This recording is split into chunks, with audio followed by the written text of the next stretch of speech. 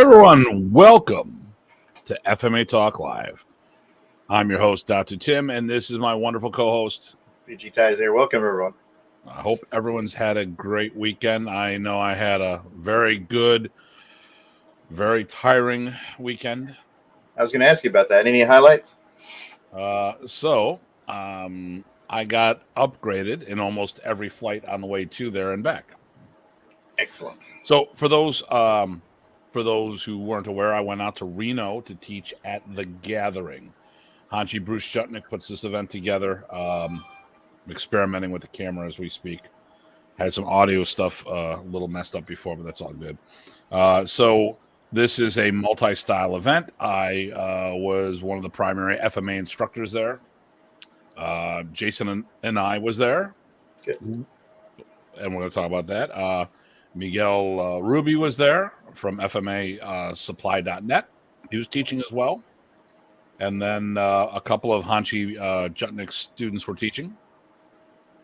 So there's 3 FMA specialists and then others who cross-train. There was supposed to be more, but some last-minute things, some health issues on one of the instructors. A lot of weird stuff happened that weekend, which we'll talk offline as far as not weird. It was a good weekend, but some people had some hang-ups on the way out. And I think it's residual stuff from the hurricane. Yeah. And some other things here, which we'll talk about. So, which you and I will talk about afterwards. Gotcha. It's going to throw a huge. So next year, it's going back to Sacramento, but it's going to throw a huge wrench in our plans. We have to discuss this because it is scheduled for the weekend of our instructors camp. Oh, so earlier in the year than this. Okay, yeah, it's in September. So. Wow. Which is good, but I want to talk because obviously you did your event, and we want to make sure that we have our instructors camp and your event, and make sure that none of this interferes with each other as well. And there's other events too. So, tell us about how your event went. Well, it was pretty good. I mean, the hurricane has worked its way up here, but it was really it was just dark. It was cooler, not cold. A little bit windy and rainy, but not super rainy. So we went ahead with it. And there even with a fair bit of cancellations just to be safe, which I encourage. People should not go if it's not safe or if it could be, and it's a long drive. But people still came from far away, and we had a total of well over 30 different people throughout the day. We did our normal thing with our barbecue. We 2 of my students brought homemade food. So somebody, Rose, of course, Guru Rose, brought some banana kind of fried lumpia things, but they're banana plantain. And then Anna brought some more like normal meat lumpia stuff. So that was a bonus. It was really good. Yeah. So, it was a free form. Remember in the fall, I did the free form one where it's we switch from subject to subject and the instructors just chime in when they feel like it. And that went pretty well. It was laid back, but a lot of fun and everybody seemed to really enjoy it. It lasted till about 4. So we did break early, but it was good. Very happy. Okay. All right. So, this is going to be, I want to start off with the rant. Okay. And hey, Mr. Hiltz. Oh, awesome. Hey, sir. And it's all, everything we do is interwoven with everything else. So, it's kind of hard not to do something and not talk about everything else under the sun because it's all thread, like our martial art. There is no one piece.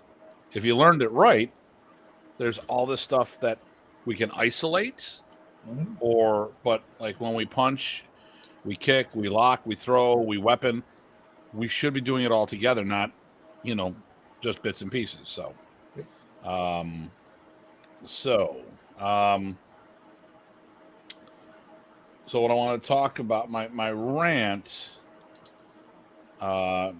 which kind of ties into today's topic a little, which, by the way, if anyone didn't notice when we came in, we got new picture of PG Tye. Hold on here. Let me hear. So that's going to be, I took us both out there. We're going to use that in the trailer. We have the one with him wearing the white shirt. That's going away. but I didn't want to put the same thing over and over again in the thing. Right. So, No, that's good. yeah, Bob Hubbard does photography for us.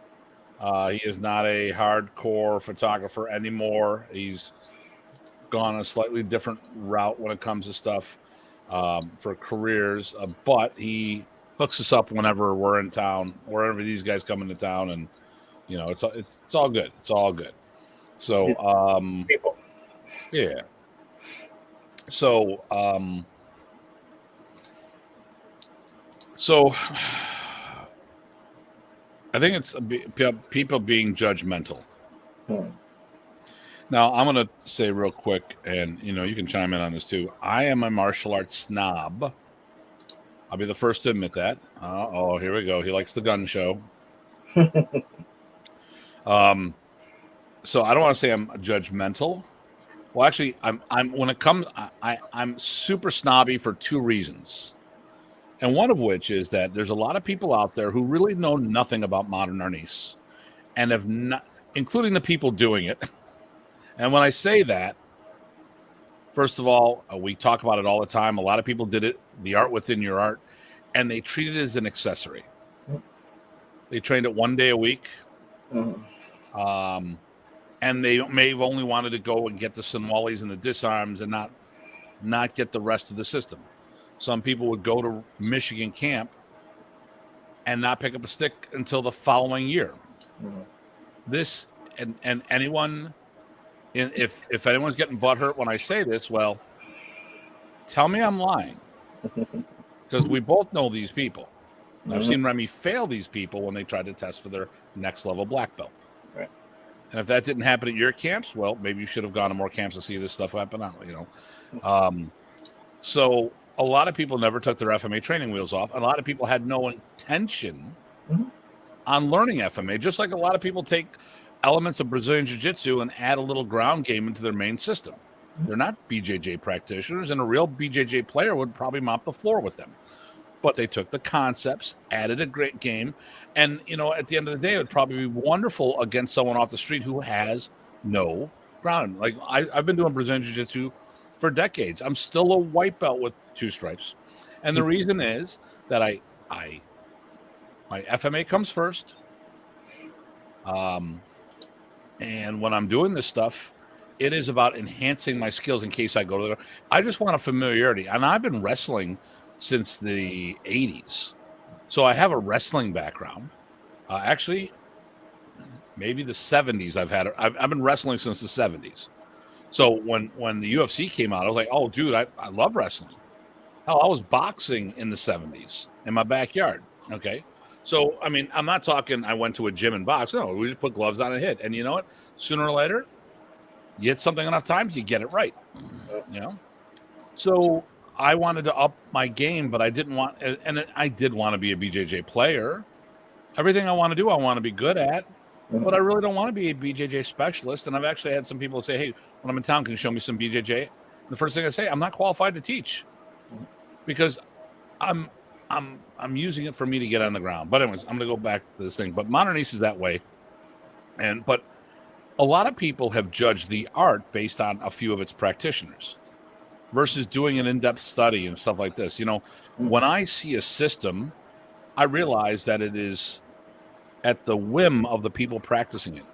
So I could just I could be near a crappy school or an elite school. You don't know.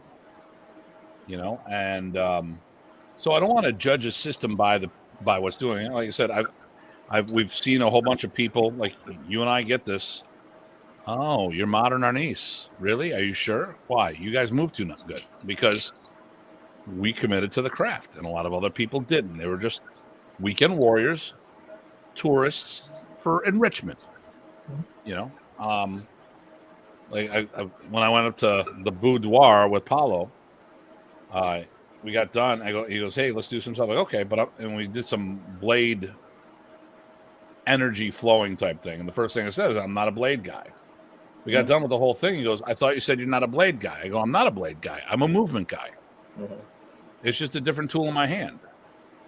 And I was very good at controlling energy, and we both had fun and and we both had opportunities on each side of the equation to control the other person, get our cuts in, get our stabs in. But it was more about a movement thing for me. It's not about this. But here's a person who didn't know anything about me, was a little skeptical about me, and I don't know if it's because things that I've said or people said things about me. He was open-minded and got to know me, and he's got a whole different look on me and what I do. I know I have some other martial arts styles, which I don't want to talk about because I don't want to throw anyone under the bus, but they like, hey, why are you different than all the others? So I'm kind of an I get snobby because modern East takes so much, it's taken so many hits on it based on a few of its practitioners or based on what Remy's model was, which wasn't, what was Remy really teaching everybody, Ty? Teaching them actually, well, for the general purpose of his seminars and even in the camps, how to do what they're already doing, but better with some instincts and some concepts that he's adding to their ability to synthesize from. So how I would say it, same thing. He made a bunch of good martial artists better. But he didn't try to change them. He tried to enhance them. He leveled them up by adding some Filipino concepts to their base. Remy, on a whole, taught self-defense. He wasn't trying to develop Filipino martial artists. It's probably the percentage of people who did that is in the 1-digit percentile. Would you agree with that? Yeah, oh, definitely, yes. Probably less than 5%.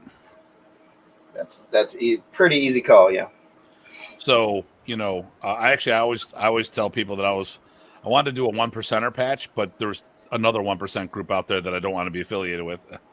But we're the modern East 1%ers, because doing it as a standalone program. I mean, at the time of Remy's passing, I was the only dedicated Modern East Academy.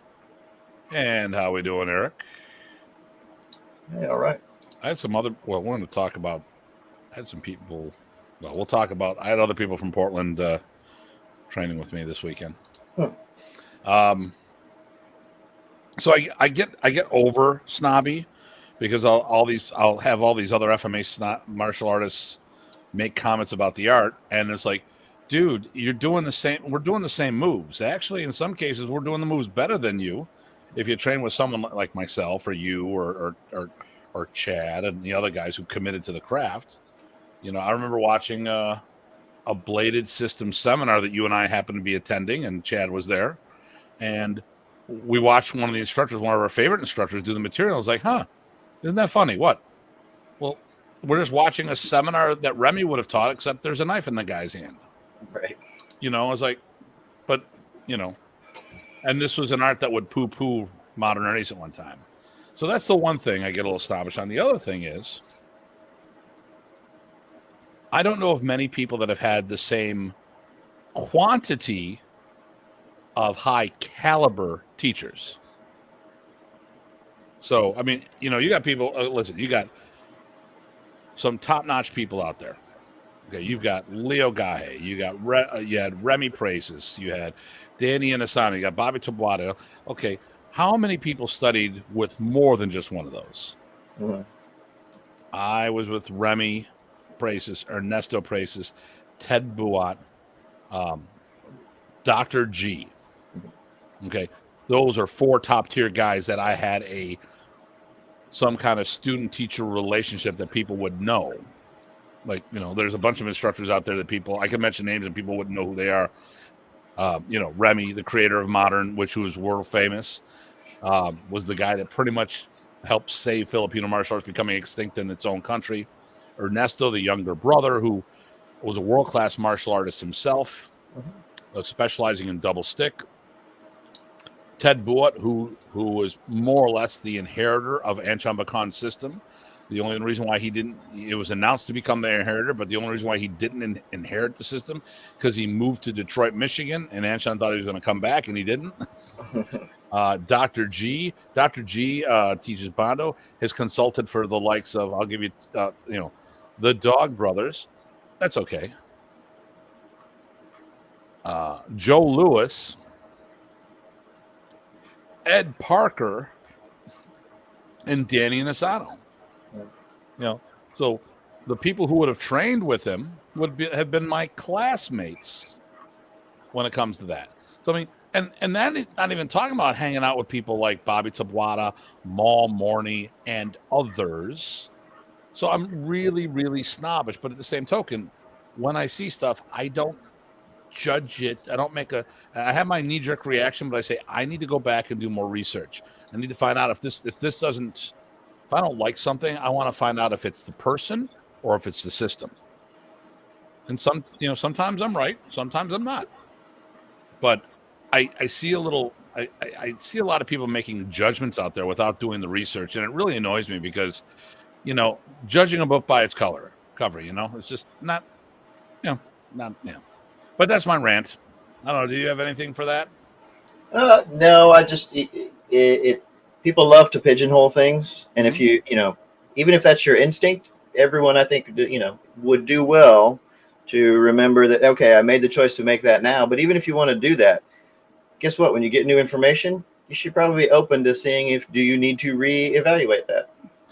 Well, there's been a little thing between modern and Pikiti people.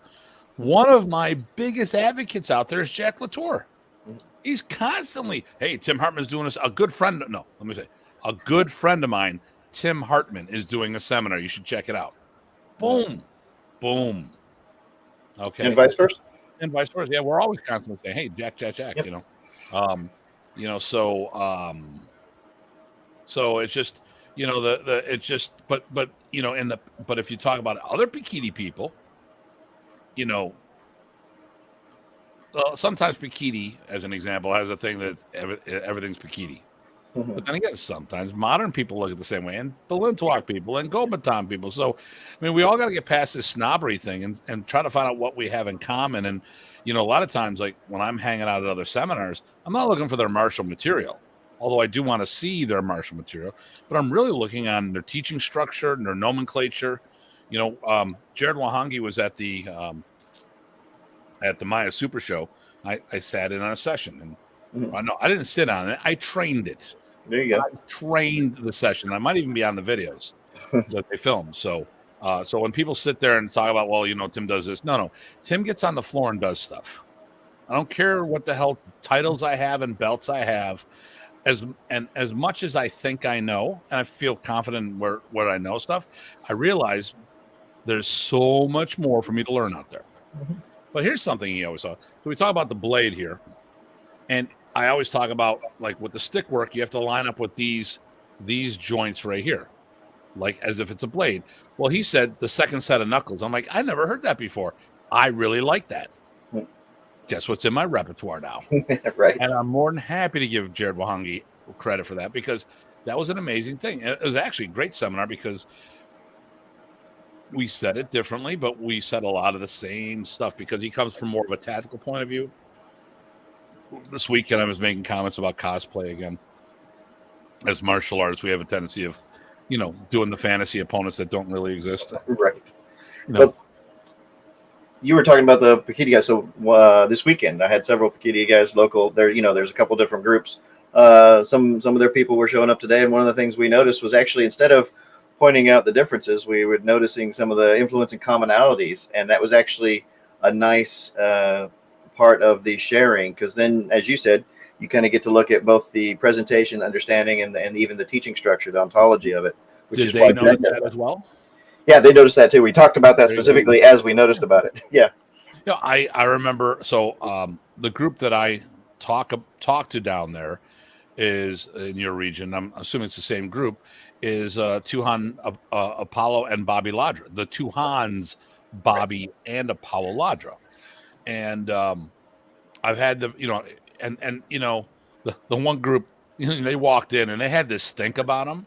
You know, that you walked in, you look at them like, you know, when we did the fundraiser, Mm. these guys look, you know, because they had that resting bitch face like I have all the time. There you go. They were the nicest guys. Yep. They were Yep. friendly. They were talking. And, Yep. and I talked about, you know, when we do our footwork, we want to do this footwork, you know, clearing the path of the weapon to travel. And the guy goes, hey, you know what? We work in this industry. Same damn thing. People hack at their legs all the time. Man, and it was, so we talked about universal movement.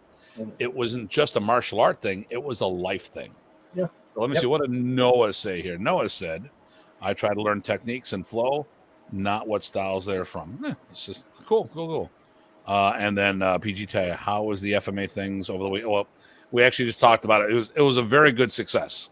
Yeah, I was very happy. Yep. Thank you. Yeah. And you know, so here we go. So I sent a letter to the guy. So I was supposed to teach at Ty's event. Well, actually, no. I was supposed to go to the gathering. Mm-hmm. And then airfare was going to be like $1,200 to Reno. Like, to Reno? Like, who'd want to go to Reno? I had a bunch of stuff come through that changed. I was able to use points. I exhausted all my. I upgraded credit cards when I went to Vegas, and it's great. So I've got. So you had there's the platinum, then there's the Amex Black card. Mm-hmm. I board with everybody. Okay. Or anybody now. So I board first class. He goes, awesome. With cross swords, stars, a nuclear symbol, and is that a rocket ship? I can't tell. Oh, that's the high five. Oh, okay, that high five. Okay. I've got it. Oh, the black background. There we go. So, LOL, Reno. Good Chinese buffet there. Actually, I didn't see any buffet there. So, well, at least the hotel. We were at Circus. So, so the message I put, so the whole thing was I was going to go to Ty's as a backup if I couldn't go to Reno. Things worked out and I went to Reno, and it was very good because, to be honest with you, so I'm a little snobby about the West Coast of Eskrima because it's not Kali, because we know the word doesn't really exist in the Filipino language, and the Filipinos and I were talking about that topic, but whatever. It's good marketing for them. Good for them. At the end of the day, you know, the message I sent to the guys that teaching at your event, well, I can't make it because I pre-committed to this. It's going to come through, but we will show the the West Coasters, a little of our East Coast swagger. And, you know, I don't think there's this image anymore that the West Coast can't match the East Coast. Mm-hmm. At least on an individual player. Maybe it was overall and say, well, you know, maybe it'll be like, well, Tim, you're an exception because of what you do and who you are, whatever. But I think, you know, when we're looking at FMA, there's just as many talented FMA practitioners and instructors out on the East. Actually, I always thought that the East Coast was a little harder. I thought that West Coast is more lifestyle, fatty thing in the martial art world. And the East Coast is more of a lifestyle, like a rougher lifestyle. Well, and the other thing, too, is like, if you do the population mass, what is it? Like only 20% of the population lives out on the West Coast. It's like 80 on the East Coast or the rest of the country, you know. But I was talking to, I think Jason and I were talking about this. And so why do you think all these things are? Well, Black Belt Magazine, Inside Kung Fu,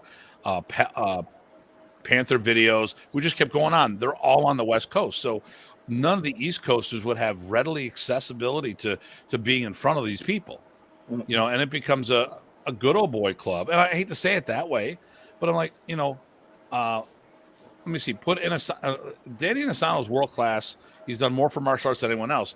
He's there. It's easy to have him in for a photo shoot. How hard is it to have you in for a photo shoot and me in for a photo? I mean, well, they didn't have us in for photo shoots, you know. So when you look, there's a lot of people that were regularly featured, and when you look where they were based, it was West Coast, not necessarily. And I think the thing here is, you know, I mean, when you look at Ron Balicki, who's arguably one of the top Jeet Kune Do practitioners out there, he came up in Degenberger's Academy in Chicago. He didn't come up. I mean, he moved to the West Coast, but he didn't come up there. Okay, here we go. I'm going to let you read this one because, you know, it's you. It's longer, yeah.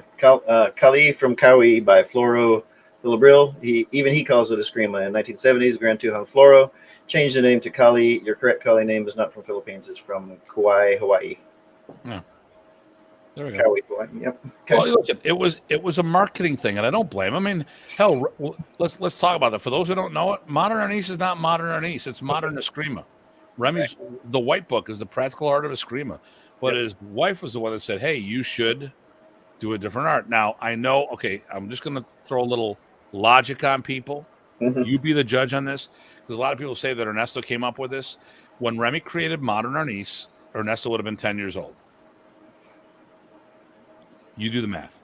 I mean, could he have said it? I've always heard that it was Mother Praces that said you should call it our niece because everyone else was teaching Eskrima and make you different from everyone else. That is an adult thing. Mm-hmm. That is an adult logical point, not a preteen thing. But I could be wrong. Mm-hmm. I don't think I'm wrong, but that doesn't mean I'm not. Right. So let's get into it. We had really so we were supposed to do a Kids in the Martial Art. Well, actually, let me talk about a couple shows that are coming up. Here's some cool things. I got some new guests. Jason and I of the United Screen. Excellent. Jason and I. That's right. Well, you've had him at the camps once, at least once that I know of. Miguel. Here we go. Big announcement. He's going to be teaching with us in Barbados in 2023. Wow. Excellent. Oh, no, it gets better. He will be joining the FMA Invasion at Terry Dow's event. Oh, excellent. He will be teaching in New Hampshire. Excellent. Wow. That's good for Terry and good for him. There we go. Yep. Another guest that we're going to have on, Miguel Ruby from myfmasupply.net. Excellent. So we're probably going to have him on multiple times because we're going to talk about the FMA supply industry. Nice. But he's an accomplished Doce Paras guy. Yep. As well as his school is half Doce Paras and half Yao Yan. Oh, that's right. Yep. And this guy is funny because he and I were comparing a lot of notes. He knows the skeletons, and it's the kind of guy, well, actually, there's a lot of, so this is why I want to have him on board, and this is why we'll probably have him. You might see him at one of our camps with this. So I heard two things. I'm not going to say from whom, because I don't want to embarrass anybody. I don't want someone to think, well, Hartman said you're wrong. He might be wrong. So I don't trust historical information from martial artists because I don't trust them to do the proper due diligence. Mm-hmm. I think martial artists have a tendency of finding out a history that benefits them. Or people love legends and myths too. So you can understand why I would say something like that, right? Oh, definitely. Yeah. Okay. So I heard two things from a friend of mine, a good friend of mine, which is another reason why I'm not going to mention his name. As coming up, he told me two things about Filipino culture. First thing was that the Spaniards outlawed reading and writing. And they used to write in Filipino on banana leaves and let it in this. So what would happen when the sun would hit it, it would the letters would go away. Now, maybe he didn't articulate this properly. I was talking to Miguel Ruby about it. I go, what do you think about this? I go, no. You got to think about it. What were the Spanish trying to do? Spread Catholicism. Mm-hmm. If you couldn't read the Bible, so now maybe he meant to say they didn't want them to have their own separate language. I don't know. Mm-hmm. But to say outlawing reading and writing and I'm thinking about it, what were the Spaniards doing? It was for the church. Mm-hmm. They spread the art, or they spread the word of the Lord. And if you couldn't read the Bible, you were useless to them. So he would educate them. I could see how they would want to maybe outlaw reading and writing Babayan. Exactly. Now maybe that's what was intended to be said, but maybe it was said and I just didn't hear it right. This is why I like to double check it, because I always sit there and say, well, I was told I always like putting that little precursor. Here's another one, which turns out that he agreed 100%. So regionally speaking, they renamed all the Filipinos. So everyone from one region, their last name started with the letter R.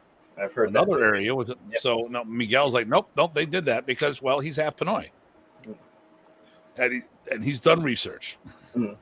which is why we'll probably have him on the show multiple times. Nice. Well, that'll be good. Plus, it's a nice connection across the country. Oh yeah. And so we're going to probably have him on for the supplies first. He's got a few pet peeves we'll talk about. He's the guy essential for supplies right now. My rattan is for no one but my people. It's so hard for me to get rattan. I do not openly sell rattan. And you know, we're talking about this. My last order of rattan took me 9 months to get my hands on it. Mm-hmm. So I run a full-time school with 70, 80, 90 students in it.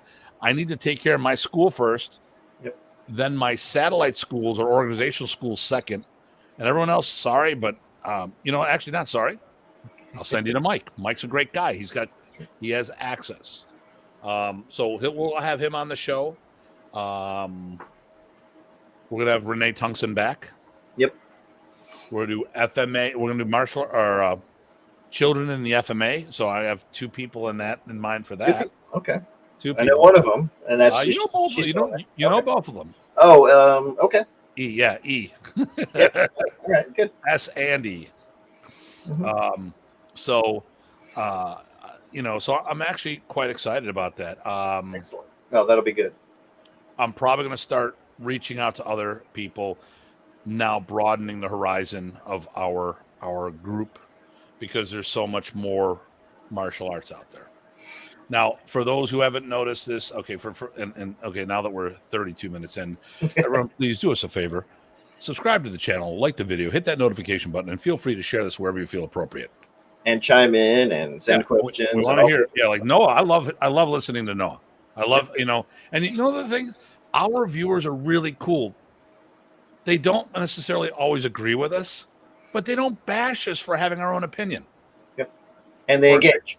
Yeah, they get us. They're like, hey, you're wrong. And we'll say, no, you're wrong. All right. And then we'll say, let's go get some San Miguel. Actually, it would be Red Bull. Yeah. Or Mule. Red Bull. Yeah. Wait, Red Bull. Or Mule. Mule. Yeah.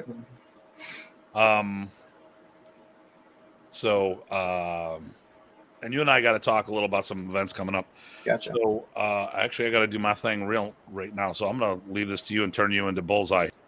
There you go. All right in front of my head. Let's see if I can do this. All right. No, actually, so some of the things that Datu said already touched into tonight's topic, and if you paid attention to the flyer, the topics, right, is support going both ways. That came about a little bit in some of the things we were already talking about today, but some of it is just a recognition that, hey, we're all doing what we're doing for a reason. So instead of maybe assuming the worst, look for some good, or look for both, but at least do it all justice. Support. You noticed that he was at an event with other martial artists and other FMAists. My event this last weekend was all sorts of different local FMAs, and actually there was a Silat guy and also a Kung Fu Silat guy who were joining in and supporting as well, which was great. So what happens there? You go to these multiple style event, multiple people event, and you do your part and play with everybody else. And ultimately that pays dividends because it goes both ways, right? So I go out and go to your event and share and support and train and help and just play along like everybody else. And you do the same. And that is noticed and pays dividends in terms of, one, recognition, two, the goodwill that everybody sees. And then three, you're remembered when, hey, let's all think of a new event. Oh yeah, this guy was at these events. He's at all these things. Let's get him. We like him. They like him. That kind of good stuff. So I was leading in. I was trying to connect some of the stuff we were talking about to the topic. So Eric, Hanji Bruce Shutnick has students in the Portland area who also do some modern. So. And did you tell him hi for me, by the way? I did. Did he remember? Probably not. Probably not. Yep. He was a little distracted. There's a lot of things. The hotel was giving him a hard time with some stuff. It is not going to be in Reno anymore. It's going back to Sacramento. I'm so excited about that. The DoubleTree, it'll be there, and we're gonna talk about it. I'd like to see if we can all go and we'll talk. I'd like to bring the crew out there. That'd be kind of cool.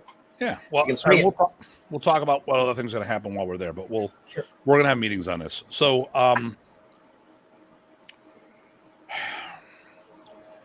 I'm just going to go right into it. I'm going to go for the throat on this one. It annoys the hell out of me because especially, and if he's watching, you know who I'm talking about, and yeah, you know my phone number. Yep. Okay. So here's the thing that annoys the hell out of me. I know somebody, you know the same person. Wonders why no one supports his event. But he doesn't support anybody else's events. And I was like, oh my God. So this sort of, and by the way, everyone, this sort of started from my similar rant last week, I guess. Yeah. Because we probably had a similar conversation too. That's right. So, I ran a tournament for years. It's been shut down since COVID. I'm gonna be pulling it back out. I had a tournament we're talking stick fighting tournament, a regular tournament, not a qualifier for week half. We're talking an actual tournament. We do forms, we do fighting. We'd have about 70 to 90 competitors, all different ages. It was a blast. I was trying to get the people to show up to host their own event so I could go support it. Mm-hmm. They didn't want the headache. They'd rather have me run it. Mm-hmm. Yep. So that was something that I would keep telling them, anytime you want to do one, I'll come out to you. You're coming to me. The least I could. And there's been a lot of East Coast tournaments that I happen to show up to. I end up running because people didn't understand rules. They didn't understand scoring. Or we're just doing a tournament, and they're like, I remember showing up at a tournament in Maryland once. I'm like, do you guys have any clue what you're doing? And the answer to that was no. So I had to take her. I mean, it's not hard. I mean, we ran a tournament at one of your events, free of charge. Everyone hop in. I brought awards just to promote martial sport, Yep. And I'm going to be getting back into it. Matter of fact, I'm hosting the World Filipino Martial Arts Championships in 2024 in Buffalo. Yay! Right. But the thing here is like, okay, so the world thing I'm going to do. It's based on. It started with the Comaton group. So I'm waiting to see where the European Championships are going to be in 2023. Because what am I going to do? I'm going to try to fly over and go to it. And do some side gigs while I'm there to pay for the trip. Okay? Because I'm not expecting them to pay me to be there. Now, I might get lucky, and they do. But I'm not expecting that. Depends on what kind of sponsorship they get from the government and stuff like that. It's supposed to be in Austria. But I'm going there. I'm the host for 2024, so I should go to the 2023 event as long as it's not during one of our camps. Right. But I'm waiting for them to get back to me, and they haven't. So, I mean, there are some things that I just cannot move around, which I'm going to message the guy while we're talking. But I mean, I get this I see this all the time. Or now I've seen. Here's the thing I see in the. I'm beginning to see the instructors doing a better job of getting out there. All right, so there are people that come to your event and teach there. And most of them bring people with them. Mm-hmm. Yep. I know there's at least one instructor that brings nobody with them. Right. Doesn't ask for support from you, though, either. Right. Uh-oh. Hello. How was Reno? Jim Tinkle. Yeah. Reno 911. Yep. Yeah. No, Reno was good. I had a really good I had a really good weekend out there. It was rough. Flew out Friday, flew home Sunday. That was really rough, but overall it was really good. I think that's sort of two levels, right? People are going out to support and share and teach, do their part, get their name out there, and adding the ability for people to do different things. That's part of it. But then, like you said, bringing people is a big part. So I'm wearing someone's shirt today. You might recognize it. Oh, that's Alex's. Alex shirt. Yeah, because he's showed up at my event. He showed at other people's event. He's Hey, getting did he out show up there. this weekend? No, he was going to normally, but no, not with the hurricane and stuff. Yeah. Okay. But he's gone to several events that are outside the small circle of just Blentuak, and so he's getting out there, and that's tapped into what we always talk about, which is doing your work. It's just one more aspect of doing your work. There's not a one-stop shop to get all of that work done. You have to do it across the board. Otherwise, it's going to be tough. So here's my recommendation for people who haven't done this. First of all, you go out there and support these other events. Yep. As you. Then when you find events that are safe for your people, you bring your people. So step one, okay, here's what I mean safe. No nonsense, no bullshit. I'm not worried about my people getting hurt, but there's some bad events out there. Like I went to the Philippines. I remember Marlena Hofano made a sarcastic comment at me. I went to the Philippines, and he was there, and like, hey Tim, you have any students? No, and he made it. The comment came out. Tim never has students. I'm like, come with him. I go, I do, but I don't expect him to drop. This is my okay. A very small percentage of the people who train with me, and that's long distance as well, do this as an income. Mm-hmm. I do not expect anyone to risk losing money investing poorly in a trip and an experience. I go first. If I like it, I bring people back. Mm-hmm. So I went to the Philippines the first time on my own. Okay. My second trip, I had 11 people with me. That's a big difference. It's a huge difference, yeah. Especially considering the investment. And it goes up and down. I mean, usually I have smaller groups because it's more manageable. Yeah. A lot of logistics, yeah. I know about support. That's why I wear shock docs. Hey, those are the best ones out there. There you go. The shock doctors are cool. I wish I had that when I was a kid because it's a compression short with a cup that you can actually take out and wash the both separately, which is even better. Nice. Just as a random comment there. So, but the thing here is, okay, so like Jack Latour is going to events. Mm-hmm. Alex is now going to events. Mm-hmm. Now, and a whole bunch of other people. So, and once they find that there's safe, productive events, the next step would be to start bringing students, because the thing here is you're ambassadors for your art. Mm-hmm. And the thing is, even if and here's the thing, I don't look at the material anymore. Mm-hmm. I'm looking at the teaching structure, which is more important to me. Okay, so in modern Arnis, when if I strike from the right hand side, mm-hmm. for follow through striking, my right foot's in front. If I strike from the left side, following all the way through, my left foot in front. And people say, well, why do you do that? And I would talk about body mechanics and all this other stuff. Shit that people wouldn't get. Once I hung out with Dr. G, he's going to say, Tim, why do you do this? I told him. He goes, that's good. You know why I do it? No. There's safety cuts or strikes. Okay, tell me. I'm clearing the path for the weapon to travel so I don't hit or cut myself. God damn it, you're so smart. And they're like, and from the moment he told me that, even to this day, I got 6-year-olds who go, why do we step back this way? Because I applied it to my locks and my controls. I step this way so when I throw them, they don't fall on me. Right. And I got kids being able to say that now. Yep. And it's sort of a back door to get some better body mechanics. But if that's not what is going to click for them, you still trick them into doing it for other good reasons. And I know there's been a bunch of people out there who've given me credit because I said something that resonated with them. I actually remember, I can't remember his name. It was the guy that did the first summer camp I went to, which was the 86 Mississippi summer camp. Okay. He attended a seminar I taught over at Ernie McKinney's, the Jacksonville camp. Mm-hmm. And he was talking to Ernie. Ernie goes to me afterwards, hey, listen, I was talking to the guy. Yeah. He said to me, Ernie, he really didn't show much that I haven't already seen before. Which I expected that because he was a black belt before me. Mm-hmm. He goes, I've never seen it taught that way.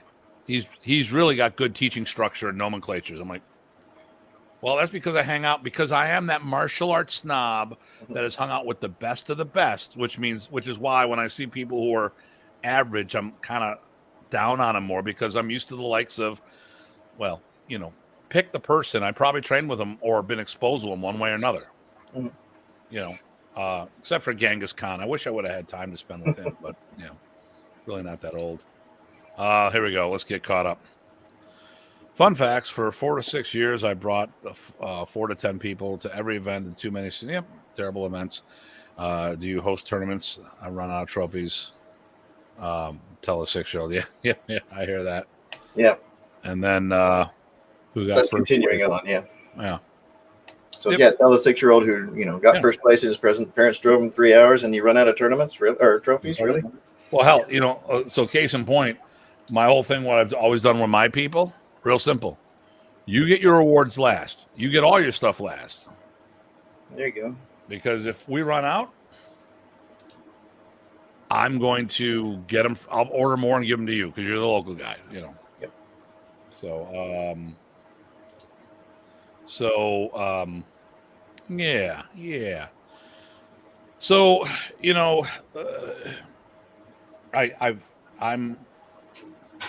the cynic.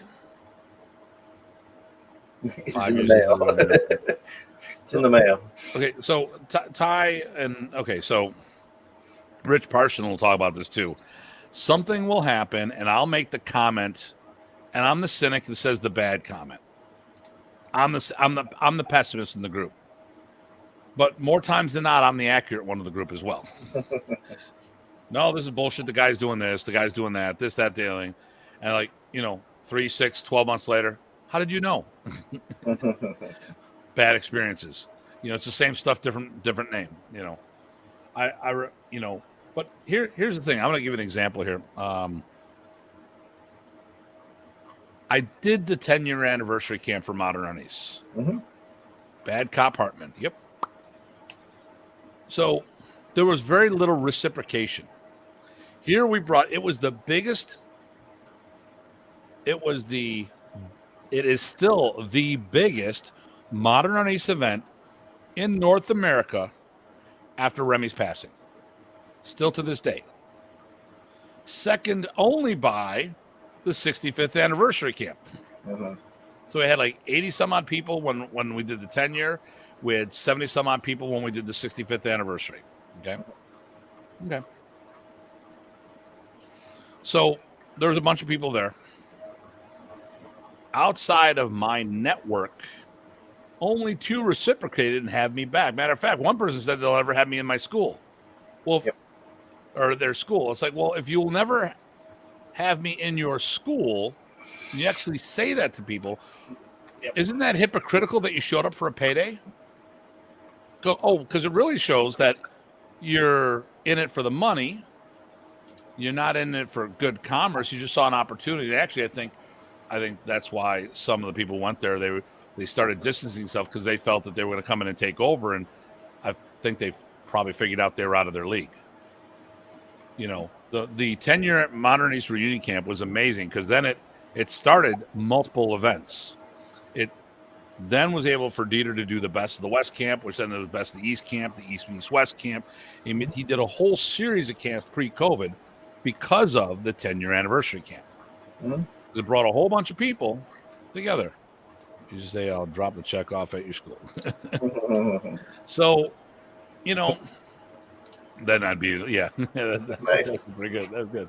And I remember I remember Chuck Goss was there and I gave him a check for $1,000 and looked at it like, what? I'm like, you sure? I'm like, yeah, I'm sure.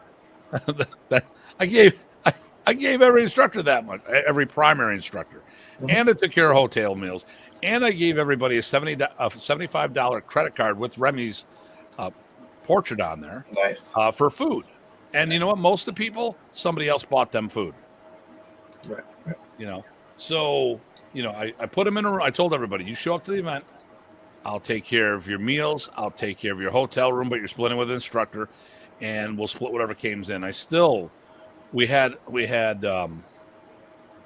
went from 10 to 7 primary because three backed out. I mean, Kelly Warden got in a motorcycle accident. Mm-hmm. The 2 other canceled on me. So 7 instructors, and then we had 3 special guests. Kim Foreman, the former George Dillman's wife, which when they talk about the big three seminars, it was Remy Pracis, Wally J, and George Dillman. Those three entities, the big three entities: Remy Pracis, Wally J, and George and Kim Dillman. Mm-hmm. It wasn't all George. She was all part of that, and she doesn't get a lot of credit for that. Now, so she was there. Max Palin was there, and Ron Van Browning was there. Oh, nice. Good. And I put money in all their pockets as well. I mean, not as much because they were just guests, but I still want to put in, respect money and stuff like that. Which, if you're hosting an event, you got to think about respect money. That was what, a year or two before I came out of being a hermit? Yeah, it was about a year or two. Yeah. Okay, that's too bad. I should have done it a little earlier, but oh well. Yeah, well, yeah. So I'll give Brian Zwolinski credit. He pre-hosted us as a promotion for that. Nice. And obviously Dieter did. Now Rich did stuff, but Rich was with us. Mm-hmm. Rick Mangelong we tried to do an event. Rick was with us. Mm-hmm. But the others didn't do anything.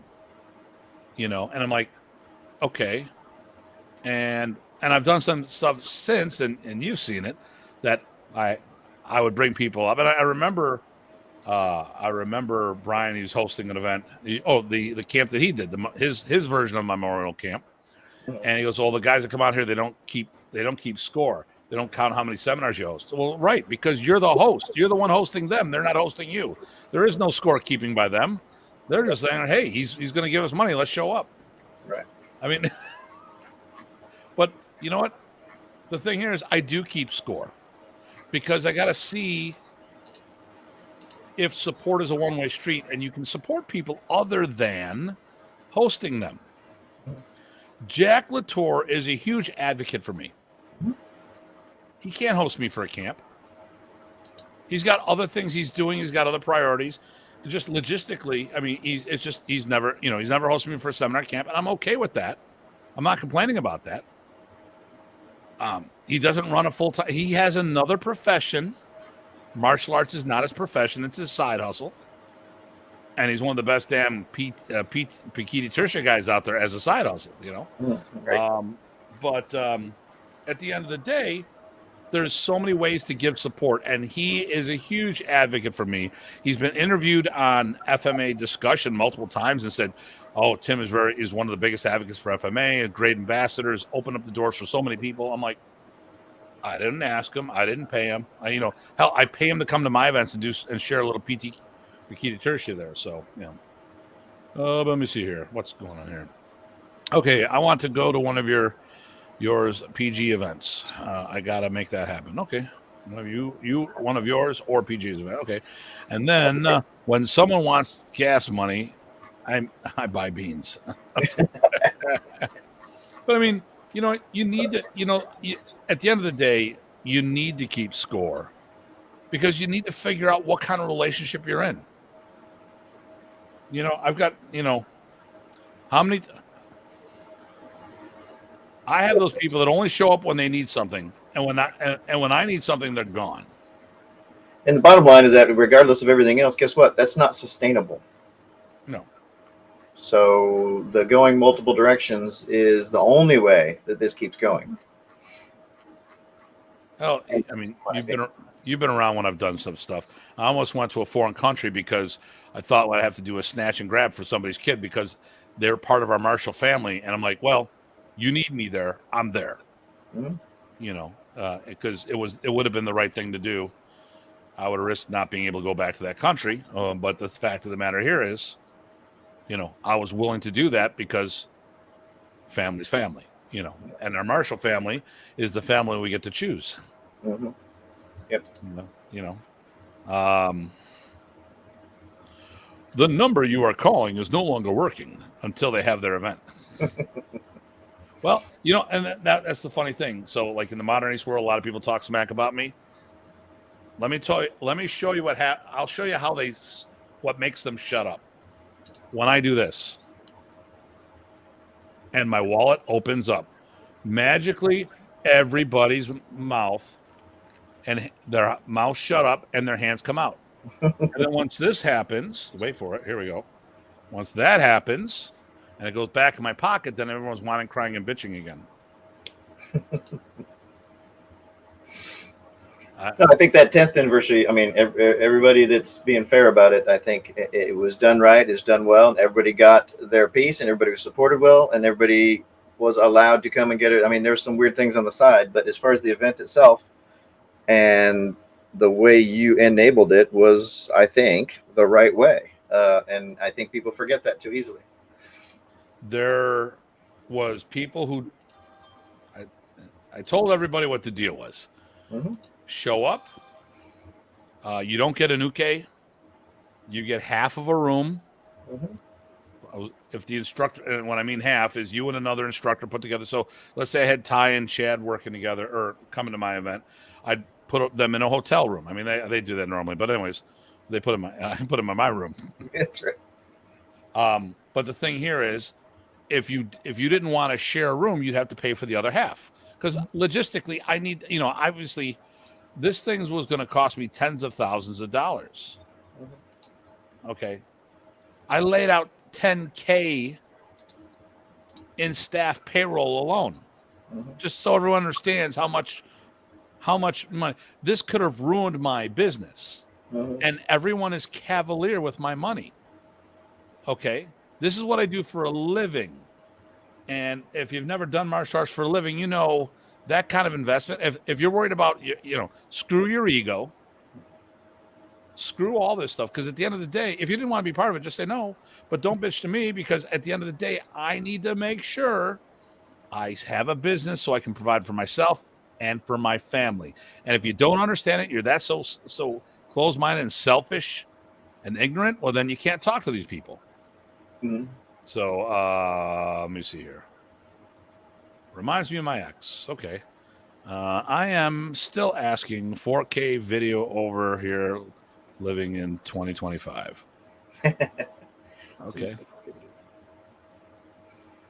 Oh, I am still using 4K video. Okay, I'm sorry.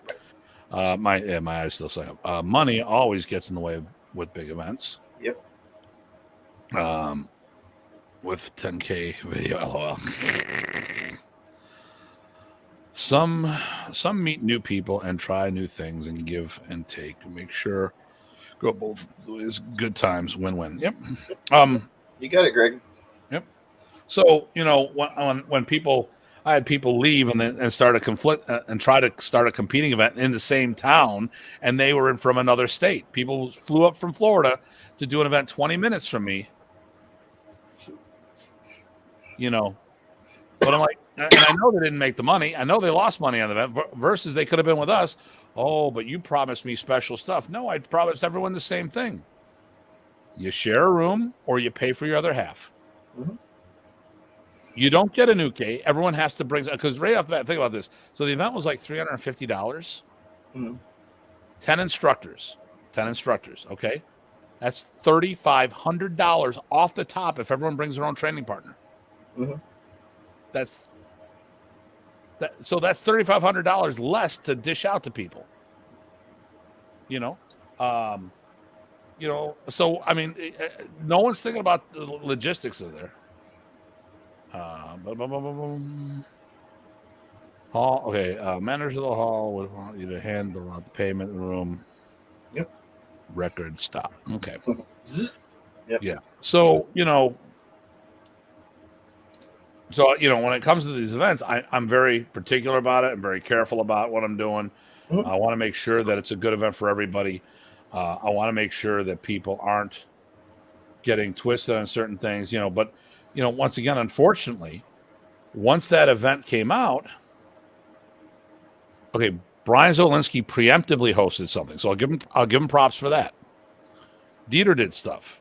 Mm-hmm. Rich and Rick had done stuff, but Rick and Rich were with us at the time. Well, Rich is still with us. Rick isn't really with us at the time or anymore. But no one else did anything. And like I said, I put money in their pocket, and it just said, well, I'll never have Hartman in the school. Then why'd you bother showing up in the first place? If you had that much disdain with me to begin with, because everyone wants to do things one-sided. Think about this. Well, they're not mad at your money. They're mad at you, I guess. Perfect example. Like, this would have been a perfect example of when Brian Zawolinsky left the IMF. If he became a WMA affiliate, Mm-hmm. do you think that we would have tried to promote his events? Absolutely. We would have advertised on the website, advertised on the Facebook event page, and for at least one event, I would have wrestled up a whole bunch of people to go out and visit. Yep. But this is people don't understand the big picture. So what goes around comes around. If you support other people's event and invite them to yours, and you keep doing that long enough, what goes around comes around. So So when you're supporting other people's event, I mean, there's a lot of reasons, right? We're still all martial arts geeks, and we love doing that. But how could what would you say maybe to get people to kind of take that viewpoint and make it good for them? Like, you get to see other people, you get to spread your word, you get to experience new things, get new ways to teach. I mean, what kinds of things would you emphasize so that people could see their own good of doing that, regardless of this logic we're talking about? So let's talk about this. Why do I do the events that I do? I truly go to events that a lot of the events I go to because they intrigue me. I want to go. Yep.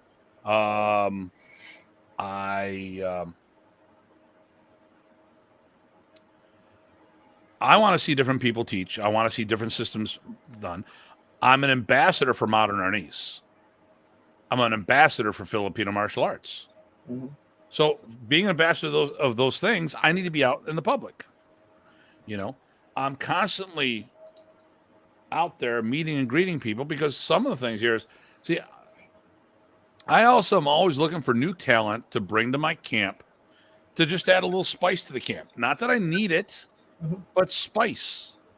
I mean, when you look at the people that I've hosted in my place, I don't know of anyone who's done what I've done. I'm not saying people haven't done it, but the list of people that have come through let me just throw a few out at you here. So, hosted Remy Praces a whole bunch of times. Okay. Dr. G a whole bunch of times. Okay. Huck Polanis. Okay. Bong Hernellas, who was one of the Datus and has his own system. Rocky Paswick, who logs in every now and then. Mm-hmm. Nice. Okay. Grandmaster Nene Tortal. Mm-hmm. Bobby Tabuada a whole bunch of times. Michael Harone a handful of times. Mm-hmm. Max Palin has come through the doors. Ron Browning, Grandmaster Ron Van Browning. Kim Foreman, and George Dillman and Kim Foreman, and the two of them on multiple, them together, and then once Kim has come to our school multiple times. Jason and I, Jack Latour, Terry Dow. What? Who? Terry Dow, Mike and May Williams. Mm-hmm. Okay, the Modern East Anniversary Camp. Okay, the 10-year anniversary. Who came in for that? Chuck Goss, Brian Zawolinsky, Dan Anderson, Rich Parsons, Brian Zawolinsky, Dieter Kanoodle, who's been in my club twice. Once official, one unofficial. I've let Bram Frank use my school when I wasn't even in the country. Mm-hmm. He came up and did a workshop, and they needed a spot for one day. Let him use my school. Mm-hmm. And there's a lot more people I know that I've. And some names people wouldn't know, but I think it gives that shows the opportunities you give as well. Yeah, Ricky Lazo, right? Reno Ballado. What? Reno. Nanoy Galano out of Toronto when he was with us. It probably an easy 30 names when I could have been promoting my shit only. But I'm looking to bring spice, and the other thing too is like for those who are hosting, let me throw something out at you. If you're thinking about hosting, never host a seminar to make money. Mm-hmm. You host a seminar to defer your learning costs. And here's the thing, like an example. Host who you want to see and learn from for whatever reason, teaching style, exposure, etc. Like when I have Bobby, when I've had Bobby Tabuada. Okay, here we go. The perfect example. Mm-hmm. I've had Bobby Tabuada a whole bunch of times. I think I know where you're going on this. If we look at how many people he attracted that I didn't already have access to, Mm. I would have lost money every single time. Yep. If that's all the money I don't bring Bobby to my place to make money. I look at a different side of Balintawak because I've been doing Balintawak for 22 years. This July will be my 23rd anniversary. I was trained with Ted Buat, the designator inheritor of Anshan Bakan. Once again, I'm a martial snob. Can't do much better than that. But you know what? Bobby brings something completely different. First of all, he does the grouping methodology, which Anshan didn't do. Okay. So I had no access to that because I learned from Ted Buat. He taught the same way as Anshan did. I wanted to see what a different branch of the same tree did. Bobby's a great was a great asset. So I did stuff with him. Amazing. Well, I did it for my personal journey. I didn't do it to make money because I would have lost money on it. Well, and also along that same thing, you're hosting people that you want to do that for when they're interested and willing to show you kind of extra takes on stuff that are outside their normal teaching because you're not in their normal shoot for learning, right? They're free to explore a little bit there. So you're bringing them in to teach their seminar. They share some stuff with you that may or may not be extra. You win-win. You win for hosting that and deferring your costs. You win by getting some goodwill. You win by the extra things they're willing to share you because you hosted them. I mean, yeah, money is probably not the best. And here's the thing, let's put a twist on this. And this is not a bash. This is what I'm talking about bringing people in and doing stuff. Bobby's people really don't care about seeing anybody else. So, and listen, I'm not saying they're snobs. What I'm saying is they're very laser focused. They're very focused on what they do. So, when I host an event, Bobby's people don't show up so much because other people are teaching. Now, when Bobby hosts an event, they are great. They so I've taught multiple times at his birthday camp. They're very respectful. They all get the cameras out to get the videos. They're doing photos with me afterwards. They're asking me about my techniques afterwards. Most likely because they didn't realize my connection to Balintawak and what I have to offer. They're very respectful to anyone who's doing teaching and stuff like that. But they're not seeking these people out. Bobby Tabuada is doing his yearly platform and giving a martial buffet that his students could do a little sample from. Now, do a couple of them maybe reach out to these other guys? Possibly. I don't know. But I generally don't see Bobby's people, generally, not, we're talking about the norm, not the exception, going to all these other Filipino martial art events, supporting these other Filipino martial art events that he's not teaching at. There's a couple. I know there's a little subgroup there that does a lot of the FCS, but that's just a couple schools. It's not a huge thing. And someone might catch a seminar here or there, but once again, when I host Bobby, I don't get the Toronto crew coming down. I don't get I'll get one person from Cleveland. I get no one from Cincinnati, no one from Columbus. I have him there to add to what we're doing. That's the same thing I tell people at seminars. I go, when you're hosting me, why do you want me there? And if having me there, because I've had too many people doing this where they thought having me there, all my people would come out of the network or out of the woodwork. I'm like, dude, if you want, my people would rather see me one-on-one. They want to dig in, just, the same with Bobby's people. I get the same thing. If they can see Bobby for a full weekend versus an hour spending a weekend away and only get to seeing Bobby 1 hour of it when he could have had like 6 to 8 hours. We talk about that ourselves. I know there's a lot of events that people ask me about things and I'll say, hey guys, I wouldn't bring my students here. Why? Because my students are used to seeing top tier instructors. There's a few festivals in New York and they're like, why is this? I go, well, besides me, there's no one close to being at the level of a Bobby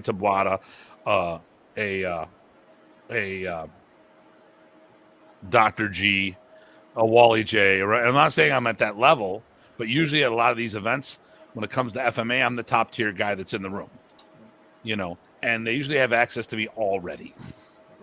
I know that one's probably going to come off a little cocky, but it is what it is.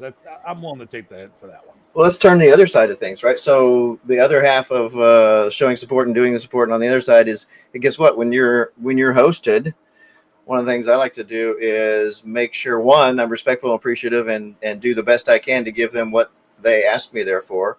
And if they want to ask extra questions and things like that, I'm more than willing to give them some extra stuff because I appreciate the opportunity. Mhm. And that's the other half of showing the support, right? Following through and meaning it.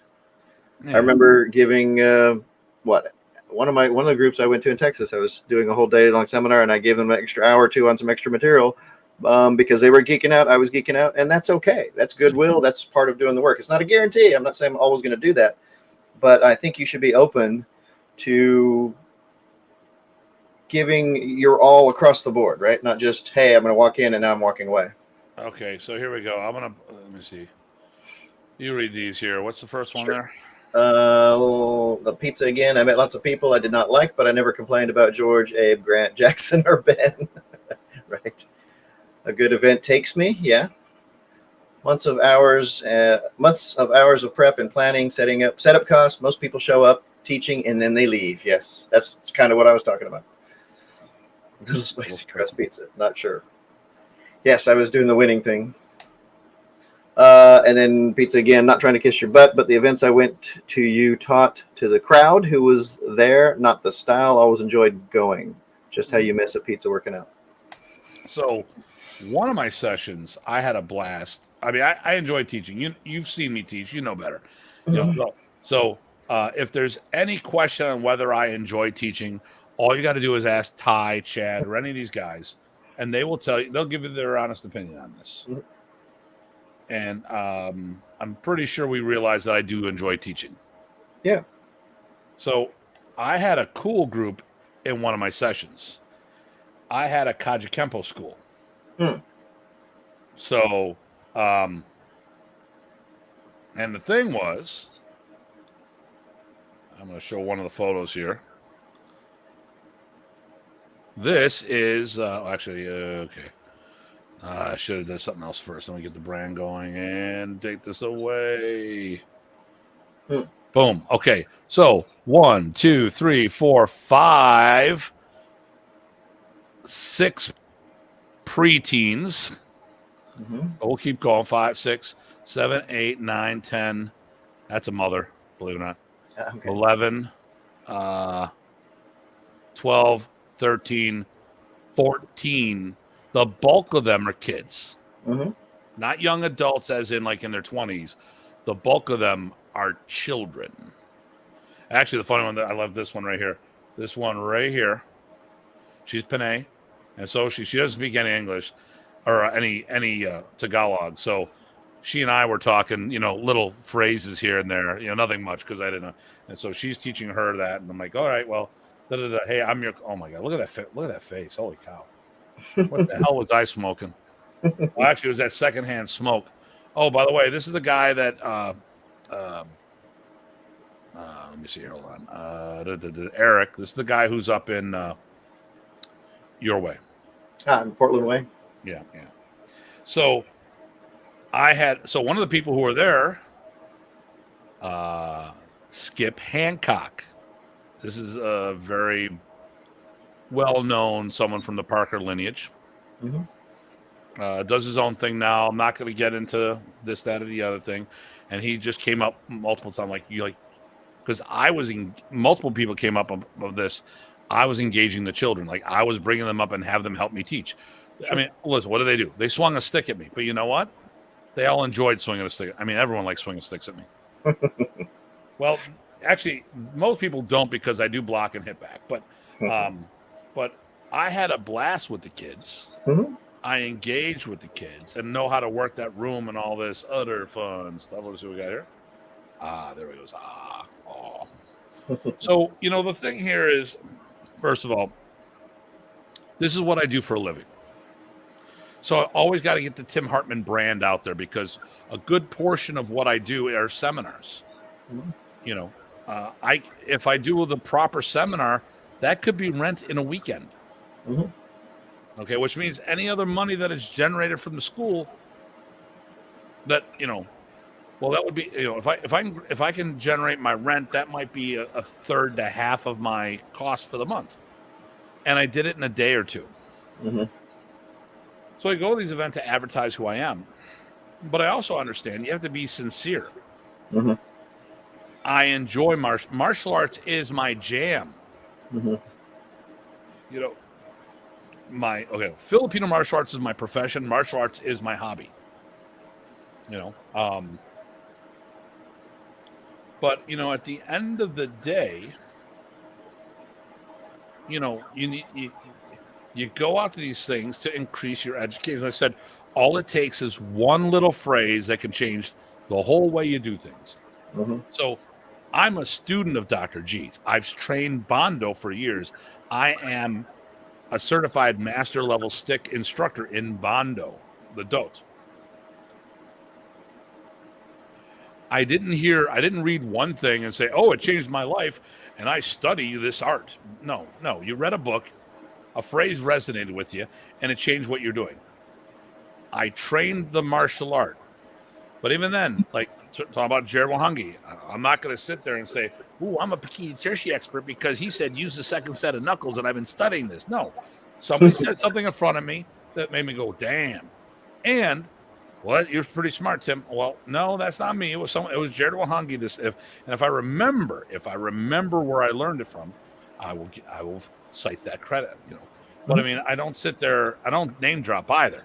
I don't sit there every time. I mean, listen, I've developed a lot of my own stuff, my own drills and stuff of that nature. But at the end of the day, okay, too many people put a curriculum together and they say, I'm a founder of something. Well, that's bullshit. I'm the architect of my curriculum. I created my curriculum. I didn't create, it's all based on what people taught me stuff. I didn't create a new style. My Astig Balintawaks, I was talking to one person who tried to say, well, isn't that the same? Because I was asking about somebody else who created their own system. Wasn't the same what you did with your Astig Balintawak? No, it's my personal brand on my presentation of Anchan Bakan's Balintawak from a hybrid grouped and non-grouped system. I didn't recreate Balintawak. It's not a new Balintawak. It's just Tim's delivery system. And I put a name, instead of saying Tim Hartman's, actually, there's something I could. It's not on this computer. There's something I downloaded. I kind of like it, but I don't.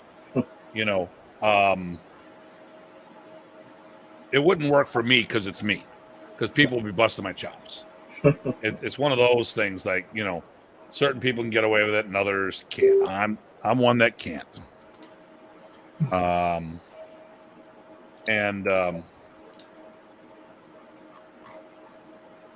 interesting. At the end of the day, it's I personally, like I said, I get sick of all that stuff that people are going down that route. But it's just what I do. I promote my brand. I get out there and talk about. Now I'm sidetracked because I was thinking about what I was looking for to show something. Because once again, I get all these comments. Oh, Tim's cocky and arrogant. I go, really? Because then why isn't my name not on my school? Why is it Horizon Martial Arts? Okay, why is it? It could have easily been Hartman Martial Arts. All right, what did Eric say?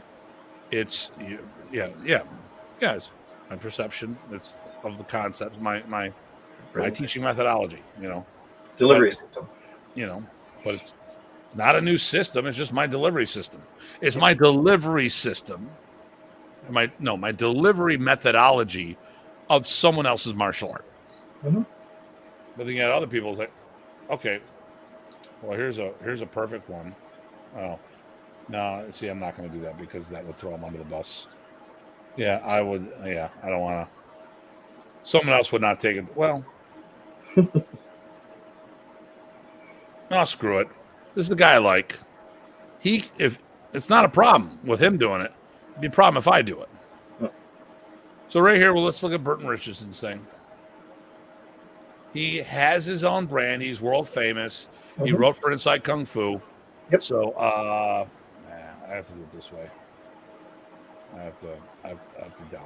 Okay, give me just a second here. Okay, I can bring it up fast here. Let me do this here. Okay. Burton Richardson Jeets Kundo. Okay, it's the Burton Richardson lineage. Burton Richardson's MMA for the street. Burton Richardson BJJ for the street. That's Bruce Lee's thing, Battlefield Kali, which it's his brand. Burton Richardson's clinching for the street. Burton Richardson's Krav Maga. Burton Richardson's Zulu's martial arts. Okay, Kali, let's just them away from it. Here we go. Burton Richardson's Sealot for the streets. All right. I'm going to say this. And you know I like Burton. I don't think that's the best brand. It could be Burton Richardson's interpretation thereof. I think and I know where he's coming from on that. He's not trying to say he didn't create Krav Maga, nor would he claim to have created Krav Maga. Right. Or even a whole new style. He's about the delivery system, I think, too. It's no different than Burton is naming his brand like my school's Rise of Martial Arts. Right. I think he's I think in some sense rightly using the name that he's developed from his all the articles he's written and those kinds of things, whether or not you knew what style he was talking about. So now you're associating a name from his productions to these applications. Inasano Jeet Kundo. Yep. Why say Inasano? Because there's so many different branches from Bruce Lee's main tree. Right. Parker's Kempo. His students did that, not Parker. Parker called it Kempo Karate. Right. Braces Arnis. that we use now out of respect. Yeah. Anything's on the roads inside the building. Okay. And Hapkido. Hills Hapkido. There you go. There you go. So exactly. It's not John Park Taekwondo was Master Park, who's one of the top guys in Taekwondo that I knew. But he didn't, or no, not John Park. Yeah, John Park. But he didn't create Taekwondo. Right. It's just his, So now if I did that stuff, oh my God, people would be crying foul left and right. But I've created a brand that's not I'm trying to develop a brand that is not dependent on my name. Right. Because I'd rather have Praesis Arnis and then you or any of the other guys teaching Praesis Arnis are judged by your actions and not say it's Tim Hartman's Praesis Arnis. Right. But then again, I'm an egotistical prick. Maybe I've got something wrong there. I'm going to be right back because, it's that time again. That time again. All right. Good. So let's see if I've missed any comments on the side. I don't think so. There's just one left over from, I can't show it, but it says pizza Aikido for the table. There you go. There's another good style.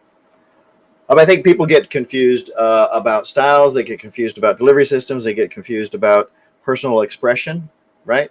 So what I might do as a response of motion to whatever I was being challenged with is going to be what's built into me and what have I done to get that? It's all the training I've done. Am I going to call that a style and teach it as such? No. But I can give you all the pieces, and that's using teaching the material like I do as it is in the separate arts. Or even put together a delivery system that can give you some insights that maybe I've added or come across to things. I think people get way too worried about the differences between all of those and getting credit. I want to give credit for sure. I'll tell you what I've made up. I tell you, hey, where I got it from, what I was influenced by, and here's what I get out of it. If you like it, cool. If you don't like it, okay. But having a whole style, I think that means originally means something way more than it means now. Well, styles for hair. Listen, hair. First of all, I don't like styles. Right. We all have our own style. It's our style is the way we wear our clothes, our hair. It's our swagger. Okay, so what's your style? My style is Tim. Right. It's called a cult. There you go. Yeah, there you go. You hit that on the head, PG. Probably hit my own head. Oftentimes, or straight. I'm confused. Yeah. So listen, if we're going to get into this, I'm going to tell you how I look at it, and I think it makes sense. Mm. A system is the methodology. A style is how you present. Style. I mean, just think about there's what style. Those are fashion magazines. It's all about style. It's still clothing. Right. It's the flavor. It's the expression. It's the the colors you choose. Oh, this fall season is going to be all this, that, and the other thing. And then we'll go to pastels. Then we'll go to this. Then we'll go to that. And blah blah blah. That it's still the same clothing methodology. It's still the same method. It's still the same structure of clothing. It's just cut differently or colored differently or fill in the blank. So martial arts, there's the system. The system. Style is how you interpret said system, how you express yourself. Because musicians, they all have their own unique style. But music is still music. But that's just me. So, but getting back to the other portion of things, at the end of the day, have we gone too far off the with the title? I think we rabbit hole. That's right. Well, we've been touching about it all along, but yeah. Style is the type of car. System is the engine. Okay. Not bad. Not bad. My mindset is, I said, I've got my own way I look at things, and people may not agree with me, and I'm okay with that. They can be wrong. So, but at the end of the day, all right, I look at the big picture of things. If you want support, you need to give support. Yep. You can't get butthurt if you don't go support anything. And when we do things here locally, there's a group of us school owners that talk about stuff. I'm very upfront about support. And I go, listen, we're not all going to have events that the others want to go to. Right. Okay. You hit that on the head too. Whatever that one. I guess you hit it twice. Okay. So, at the end of the day, okay, let's say you have an Aikido seminar. Well, maybe you're the only one interested. When you have something specific, like I host a tournament and you're hosting a tournament, we want both people to go. Well, you got to give support both ways, But, there's certain topics you got to realize that when you're hosting them, that you might be the only person interested in it. So, it is what it is. Nice. Okay. So, but I mean, that's just a personal thing, So, listen, guys, if you want to get support, you got to support others and get over yourself. That's really what it boils down to. Nothing for free. You got to do your work. And the first thing here, one of the things I do, or I've done over the years, I've gone to people and say, listen, I realize that this may not be something you're interested in, but I want you to understand that you're welcome to be there. I would rather give you the opportunity to refuse to go than to find out later I had an event and they said, I wish I would have been invited. Mm-hmm. I'm giving you the right of refusal versus not inviting you at all. And I'm okay with you not. I'm okay with the refusal. I'm okay with saying I'm not interested or I don't want to support the event. I'm okay with that. But I want you to understand that if it's something you would be interested or could be interested in, you're welcome to be there. Well, that's actually a good point. On the front end, maybe, the invitation is a true invitation, not an expectation, but an invitation, right? So that they can show up if they want to, if they feel value added, and then it can start developing from there with the back and forth support that we talked about. Or it doesn't fit, and that's okay too. Okay. But I think that when you invite people to show up for whatever reason, and we've covered, a lot of invitations that we've done over the years, I think that it is years now. I'm not sure that people realize that they're, if you say you invite somebody to do X, I think people are not, sometimes they don't get that you're actually mean it. Yeah. Yeah. So like I said, I think that alone, because that puts out a lot of goodwill. Yep. I think here's this way. I don't want to be, it's a community. I've gone to tournaments. Here we go. Well, I've gone to tournaments that I have not brought anyone to. But the hardest thing, usually a tournament host needs black belts more than they need students. Right. Usually they have an abundance of competitors and they don't have enough people to judge them. I have gone and just donated my day. I paid it forward for the time when I used to compete more often, and I would go up to an event, I would judge, and then I'd go home.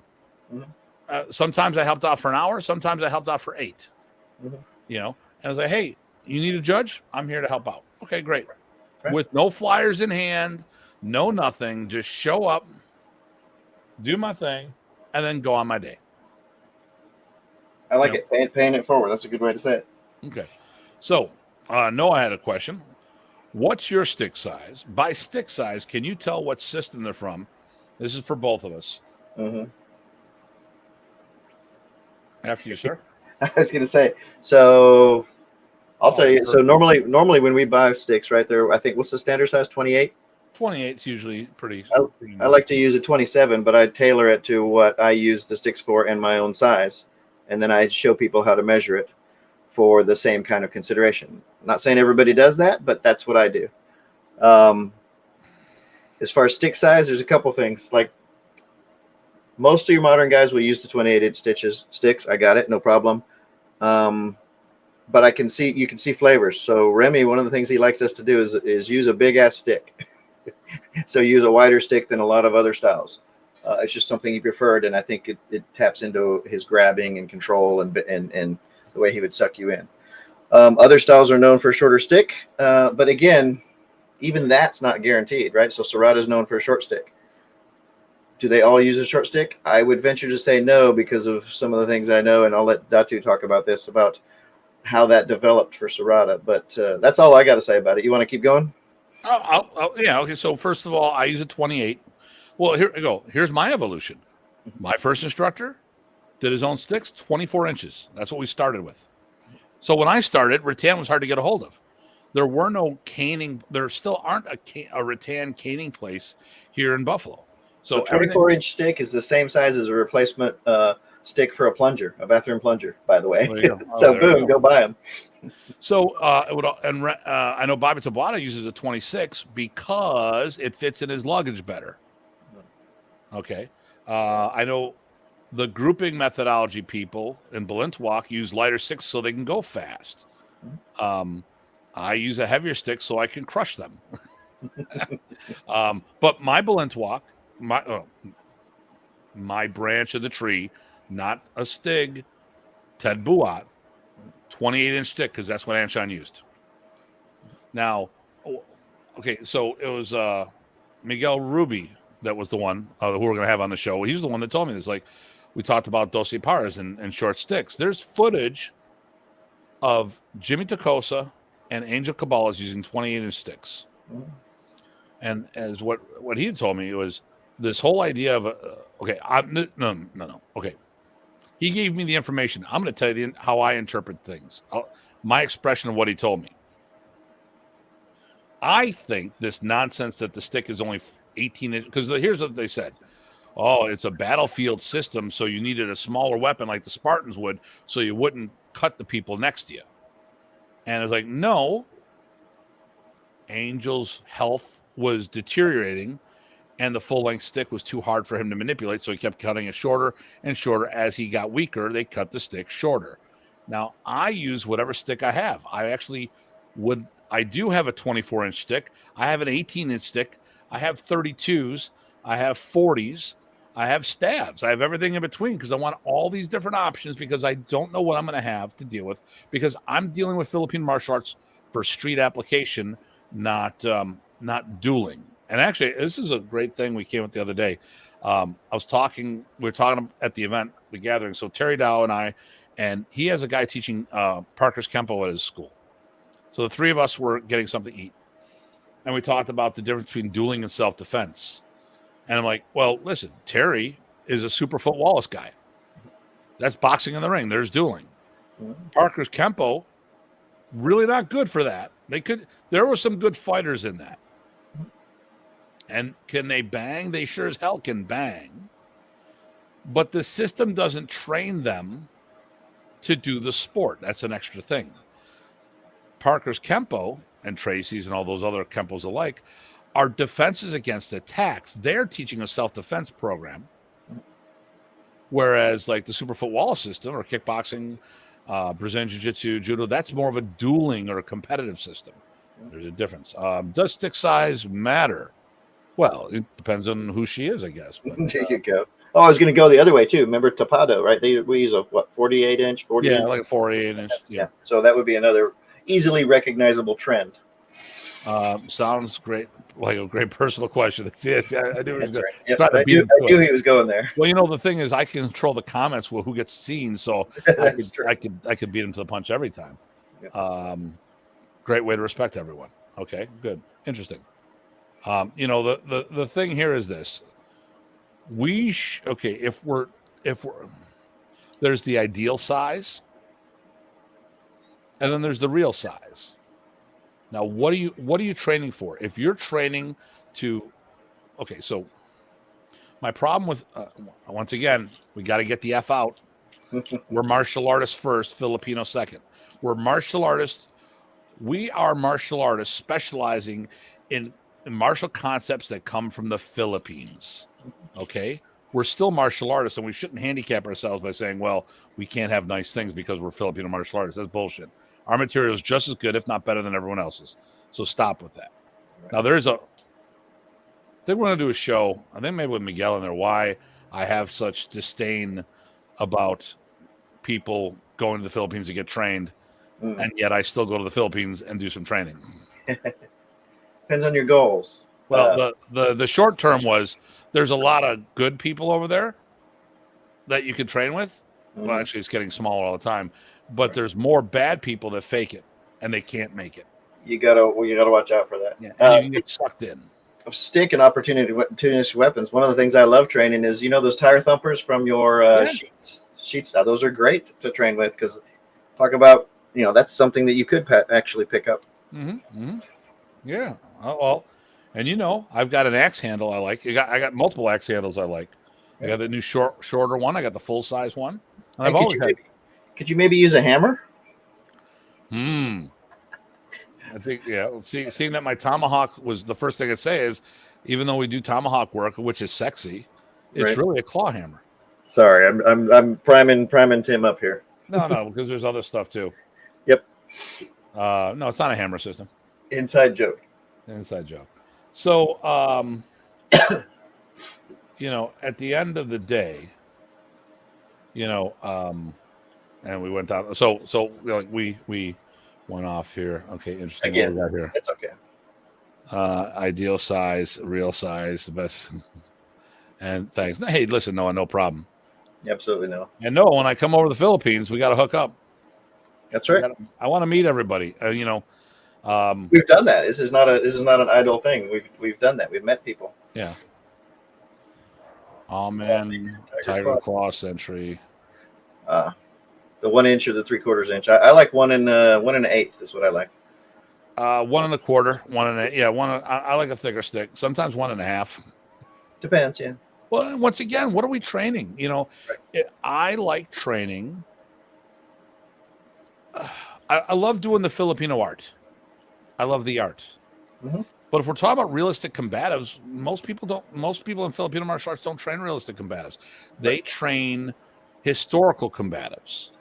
And the skill development is great and it'll work and it's a lot of cool shit. But at the end of the day, if we're talking about, focusing on sombrata as a self-defense method against armed assailants, if you're not utilizing a tool that represents what would be used in the street, if the tool you're always using, and I did say tool, is always going to be a hunk of rattan, then you're fooling yourself because it's not going to be not here in the States. Nope. If you never train against a baseball bat or an axe handle and stuff of that nature, and with your weapons, and you're saying that you're teaching stuff that could be used here in the States, and you're not training against the stuff that would be used in the streets, or try to replicate that attacker. Right. So I want to do an episode on whether disarms work. Because I've been having this conversation lately, and I know it does work, but maybe not in the context that everyone else is selling it as. Absolutely. Speaking of which, you touched upon something that almost set me off here, and I held back. You should be proud of me. You said, hey, if you're using the sombrata to fight whatever blow. And I'm, you know how I'm going to react to that, right? Because we don't fight with drills. We fight with the skills that the drills might have given us, but we take pieces and apply them as the opportunity is recognized and presented. So that's something that you and I are very, very strong about. Yep. Once again, we'll reiterate this to make sure that, because we're both saying the same thing here, our own way. Yep. Listen, drills are a bunch of martial techniques strung together, and they're cut short of their ending. And they give you a context for you to get a lot of reps in and explore some of the implications, but you have to put in the work. There we go again. And actually, what happens in your drill? Did you freeze? No, you're there. Okay. There have been people say, hey, this part of the drill won't work, or that part of the drill won't work. And then they surprise themselves. They get in a situation and they didn't fight with the drill, but there was one little piece of what they did that they pulled out this thing that they never would have imagined worked. And it worked because they used it the right way, because they had put in the reps and they had the feel and the opportunity presented itself, and boom, it was there. So we do the work so that we don't have to think. Kind of like when you've been walking your whole life, somebody bumps into you, you magically adjust. Did you have to think about it? No. Drills build skills. They're martial exercise. Yep. And there's a whole bunch of different things. Now, the drill itself is not going to save your life. Right. But the skill development may make the difference in a life-threatening situation. Mm-hmm. So we're also not saying that drills are bad. Not at all. No. I mean, trapping hands decadina, for those who don't know it, hubud, for lack of a better term. It's different, which Mr. Hiltz and I talked about the other day. Right. Modern Arnis does not do hubud. Yep. So he's changing it. We do hubud and praeses Arnis because we see the value of it. But it's the equivalent. Hubud is a drill, sensitivity, coordination, stuff of that nature. It is not fighting. Could you use the movement of hubud to defend yourself with? Sure, you could use the movement of hubud to defend yourself. But the drill, if you just do the drill and you don't break down the material, how it would actually be worked and applied, it's useless. You heard me say it. Useless if you're thinking for that direct translation from drill to self-defense. But I mean, once again, how many people in the FMA world are thinking about, I'll talk another one. This one annoys the hell out of me. I keep talking about cosplaying. Okay, I'm sick of these people doing this wannabe John Wick bullshit. What's with all these concealed draws? I mean, tell me. I would love to someone explain to me the usefulness of drawing a blade that's under your shirt when the situation may not merit. Here we go. May not merit lethal force. I got an idea. Why don't you learn how to defend yourself without a weapon? This ain't worth shit if you can't deploy it. Oh, that's why I go to pull my shirt up and do this. Dude, while you're reaching for your shirt, I'm reaching for your damn throat. And I'm reaching for that hand that's going for that weapon. You're looking to play with yourself. And I'm taking you out. And just even if everyone's the same speed, you've lost because I'm going to you while you're playing with yourself. You're fondling your knives and all this other stuff. And I'm like, well, why you go here? My hand's checked. Boom, done. Well, not done. It's hard, easier said than done. But I mean, the thing here is, but once again, why are we training for all these use of lethal force that most situations in the street don't merit? Do you really want to go to prison that bad? If so, I got a few neighborhoods I can recommend you to go visit. There you go. Get all the practice you want. All the practice you want. Well, it's either go to prison or have a dirt nap. One of the two. Personally, if anything happen, I know how to get to non-extradition countries within a 48-hour period. So you need to have that in your back pocket. But I mean, really, and some of these people who are doing this, I don't think they got it in them. They're too nice people. We're doing all this thing. Once again, they're cosplaying John Wick. Okay, so let's look at this, and then we're going to probably wrap things up unless you got something. Yeah, we're going all over the place. I mean, but we made our points, I think, so. So where they're not training for flesh wounds. It's only a flesh wound. Hopefully not. All sorts of good. Sort me out. The Hubud, yeah. Yep. Actually, there's a Hubud movement in that one empty hand drill, what I used to call empty hand tappy tappy that Remy thought. There's one part of that looks a lot like Hubud. We'll talk about this. I'm going to see that will be a good episode. Batter's dry. It's just going off on drills. All right, there we go. And then, Remy used to do one block. Okay, so trapping hands is trapping hands is trapping hands. It's not trapping hands if you do the inward and block check counter if you do the outward. Because block check counter is block check counter in both directions. I've heard people say this. I'm like, how stupid. Do you really listen to what you're... Some people who are trying to fix stuff should be keeping their mouth shut and getting better lessons. Okay. Enjoy the conversation tonight. We are a community, must have support for each other. That's the bottom line. You got it, Steve. But in modern, if we do block check counter from a backhand perspective, how's that? Remy would do the block check counter pop, block check counter pop. He turned it into pushing hands. And that is part of Hubud. Or, no, I'm sorry. Let's rephrase that. That is like Hubud. There you go. Like. Okay. Lawyers are expensive. Yep. And then the drills have deep absoluteness. That helps develop absoluteness. And then... and it provides you a chaos context for you to explore some other things that you might insert. Can you actually insert it in the middle of motion? And dude, and for those when I'm saying this, I am so much into drills. I love drills. I absolutely adore drills. Yep. Even though my Balintawak teacher, Manang Ted, didn't like us doing drills because you become predictable when it's patterned.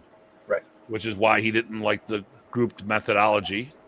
And he told me that Anshan didn't like the group methodology. And people say, and remember, when you look at the group methodology, if you see Anshan express himself on the videos, because we got in it with someone and they keep sending us stuff, everyone around Anshan is doing grouped except for Anshan. And they say, well, look, they're the same moves. Well, they built the groupings on Anshan's moves. So, of course, you're going to recognize the moves. Right. But he didn't want to fall into being... and I'm taking this from Ted Buat, the guy who was supposed to design it. And if anyone's with Bobby and they're offended by this, ask Bobby if Anshan did this, and what would Ted Buat say? Right. Because I know the answer to that one. And listen, remember, saying who did what or who preferred what is not saying one's better than the other. Stick and my pit bull, my everyday carry. There you go. Oh, and just for a record, you know what's funny? When I love people and they pull their weapon bags out and they show all their weapon bags, you know what really annoys me? When I see all these trainers, which I have a whole bunch of them too, but I don't see one baseball bat, one axe handle. I see nothing but talabongs and ganoon-tings and all this other stuff. And when I talk about combat, I'm like, cosplay. Listen, and I got a lot of... I'm the first one that wants to have all the different swords. Actually, I have a bunch of different swords on the wall. I got that shit. Trust me. But I also have a whole bunch of axe handles on my wall, too. So, all right. Well, listen, we can go down... We've gone down the rabbit hole way too much. Good running. There you go. Hey, listen, you know what my everyday carry is? Bye-bye. No, this is my everyday carry. That's right. Because this can't make it through metal detectors. So what do I do? My everyday carry right here. Yeah. So, and Ty and I were in the middle of a street fight in Manila. And when all hell was breaking loose, 20, 30 people, no one was doing any kung fu fighting. It was Filipino martial arts. It was Filipinos being martial. And the weapon of choice were bricks and stones. Whatever they picked up as they were rushing towards the fray, as we were walking through it and by it and away from it. Yeah, we made sure that we put the armed guards in between us and them. That's right. Okay, so people train 2 to 3 hours a week. Only way to have a chance of drills, deer in the headlights, and that's why deers cause more accidents than anything else. There you go. Well, no, actually, drills, that's actually no skills. I like that. That's actually, there's a good part to that, which is one of the reasons you could do drills, be comfortable with motion and activity and things up in your face and things like that, so you don't get deers in headlights. There you go. That's a skill right there. We need to have skill development. We need to understand position recognition. We need to work on timing and coordination. And there's a lot of good things that drills offer us to work on, but we also have to make sure that we break away from the drill and actually work on the actual potential reactions that are not mapped out in drills. And the one thing I like, and I'll just say a closing note, like when I looked at the group methodology, which I add to my training, there's a shitload of missed opportunities in group methodologies. Because if you only do the groups, yes. If you only do the groups, because most of the people I see doing groups are they're I don't see, and I've watched testing, I don't see a requirement to know all the different follow-ups as in like each move, because once again, a drill doesn't take each move to the finish. So there's, I think, a lot of missed opportunities in balloons. Well, because the big thing is, okay, you got to know your 12 on the right, at least Bobby's side. You got to know your 12 disarms on the right side, your 12 disarms on the left side. So you have to put them into the grouping. Okay, so you have to do 24 disarms into a drill. All right, can you do those 24 disarms when I swing at you outside a drill with intent to hit you? And everyone focuses on what the test requirement is and not the more stuff. And then there's the LOL. Okay. So, and on that note, and I love my Balintawak when I say that. Okay. Love my Balintawak. So on that note, we're going to wrap things up. So do you have anything more to say on the topic? Nope, but I don't have a finishing rant. Okay. So here we go. 1, Renee Tungsten is coming back. We just have to schedule a day. 2, I almost had unfortunately, I asked somebody to be on the show that can't speak English, who watches the show all the time. Okay. Very articulate typing. And so we might, when I go to the Philippines, we might just have people do some demos. Okay. How many instructors keep up their skills is a question. Instructors and Groundhog Day mindset. That's a good question.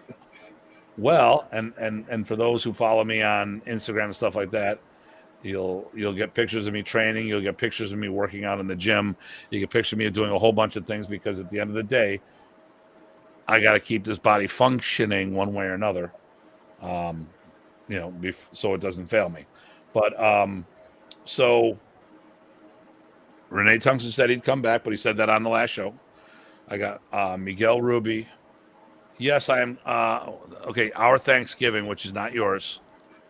Black Friday weekend, we're doing a camp in Cambridge. Oh, wow. So Thanksgiving Saturday. Okay. So that is November. And if you watched if you would have watched the intro, you would have seen the event featured. The 26th is the event.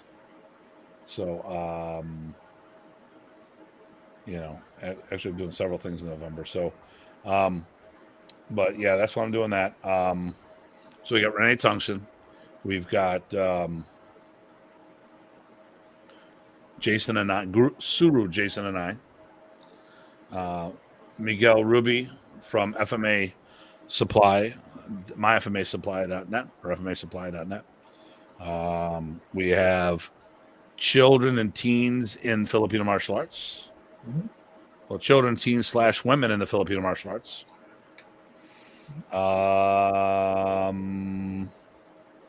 There's a couple of, I think there was a couple of things we were talking about. I don't know. Thought we said more at the beginning of the show. I could be wrong. But we got more peeps coming in. Oh, Coach Danny, who's not here tonight. Yes. And listen, I'm not going to be posting this stuff all over the place. We're going to start reeling it in. You'll see it on the 2 YouTube channels, and you're going to see it on the 2 Facebook pages, the 2 FMA Talk pages. One was FMA Talk, the other was FMA Talk Live. FMA Talk was the discussion board we used to have. FMA Talk Live was the podcast that I did with, it was mostly the project of Mark Basil and Frederico. I can't remember his last name right now. So the 3 of us used to do these. They primarily took the point. They were podcasts you could listen to on iTunes and stuff. So those are the 4 the 2 YouTube channels and the 2 Facebook groups. I'm not going to put on mine anymore. I'm not going to put on all these other places. funnel everyone into that. You'll see more announcements on this stuff, but we're funneling everyone into that. So that's about it. My eyes are onions, and my ears are ham, and I am smile of Pizza Jim. Okay. All right. Are we doing next week? Columbus Day, is that going to be rough for you? I have that off, so maybe might be good just to, unless you want to do a Datu's Corner that night. The week after, I'm going to be in Orlando for a week, or Florida for a week, which is going to be interesting. Aftermath, who knows? I mean, we can skip for 2 weeks if you want. I can find out if you want. Depends on how much time you need. I don't need now. Let's talk. Let's try to find out by Wednesday. Okay. So, okay. I don't really have a topic. I actually had a couple topics, but we kind of skimmed over them today. And by the way, folks, we're open to any discussions that you might have triggered, or you had questions that you want to have us explore. Still open to that always. Yes. We, like I said, and we will take names. If you're interested in being on the show, if you have something to share with us that is noteworthy, which doesn't take much because it's just us anyways. That's right. I'm going to shoot for the 24th if we don't do the 10th. So I'm going to see if Miguel Ruby can make that one. Okay. And then I'm going to see the following week we're taking off. It's Halloween. Yep, definitely take that off. Yeah. Okay. Reno trip was amazing. And it's October. You're coming down to Jax. Not October 10th. The camp in Jax is the 14th, 15th, and 16th. So I fly down on the Thursday, the 13th. I fly into Orlando because I'm flying home from Orlando. So I'm going to get a rental car, then shoot up to Jacksonville. And I'm going to be there, Jacksonville, till at least the 17th, maybe longer.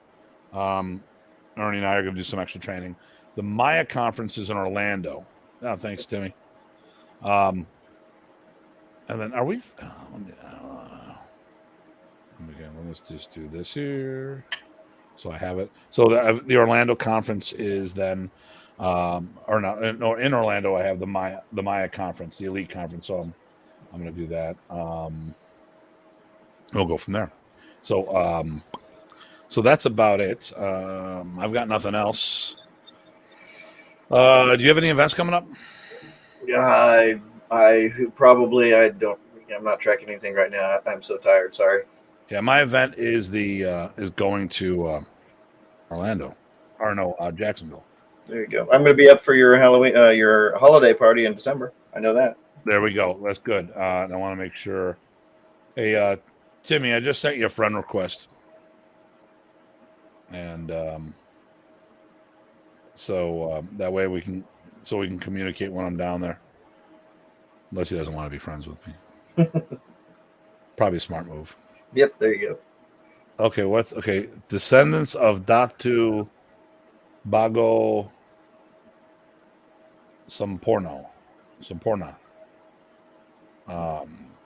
That's interesting. That's the logo of his that's the okay. Of course he wants to be friends. Got it. He laughed at me. Okay. That was a direct message, so okay.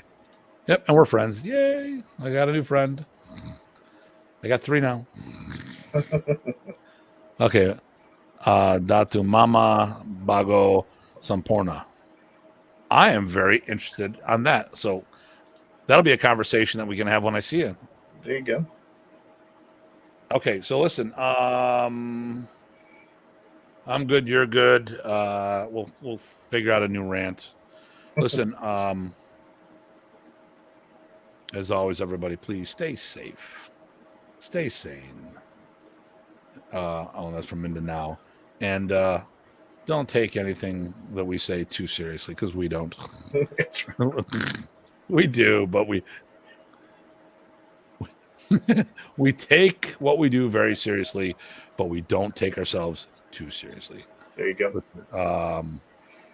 Good night. Okay, Steve, no problem. Listen, as always, everybody, please stay safe and stay sane. This is Datu Tim. Did you tie? Take care, everyone. All right, ciao.